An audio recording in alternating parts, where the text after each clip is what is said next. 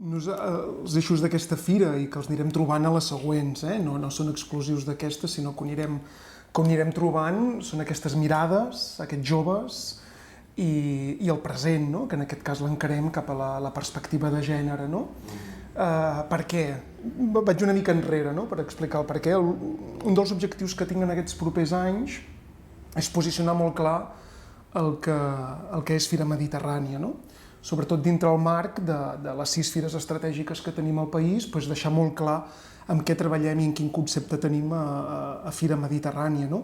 Nosaltres no treballem com les altres que treballen amb un gènere, amb dansa, amb música, amb circ, amb arts de carrer, sinó que nosaltres és transversal. No? El nostre eix de treball és aquesta arrel, és aquesta cultura popular, és aquesta tradició en la qual volem estirar, que els artistes professionals l'estirin, que la portin on vulguin, però que sigui aquest eix creatiu. No? Per tant, nosaltres, com a fira, aquest és el nostre objectiu i en el qual volem posicionar-la molt clara en aquest sentit. No?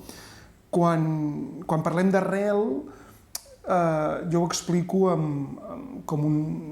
que a fira programem els 360 graus de l'arrel. Què vull dir amb això? Perquè em sembla que queda molt clar i a partir d'aquí s'entén tot això. No? És a dir, nosaltres partim del grau zero, del que seria el patrimoni material, passem per tot el que és l'associacionisme cultural i la cultura popular, que el que han fet és sociabilitzar tot aquest patrimoni. En tot aquest primer bloc no és el nostre objectiu com a mercat, sinó el que tenim és posar-lo en relació amb el sector professional i alhora provocar-li una obertura de mirades i, per tant, aquesta relació i aquesta interacció amb el sector professional. No?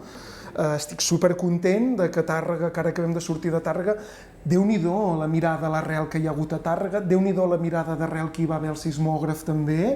Per tant, és aquest un objectiu que hem de treballar també des de Fira, de buscar complicitats amb les altres fires estratègiques perquè puguem trobar aquestes finestres cap a les propostes d'arrel. No? Creativitat, complicitat, reflexió, que ens ajudin a generar tot aquest discurs i compromís social. I per això un dels eixos que parlem és de present, perquè volem que aquesta arrel ens parli del que passa avui en dia a la societat i per això fiquem l'objectiu de parlar de la perspectiva de gènere aquest any en les propostes, no? que parlem.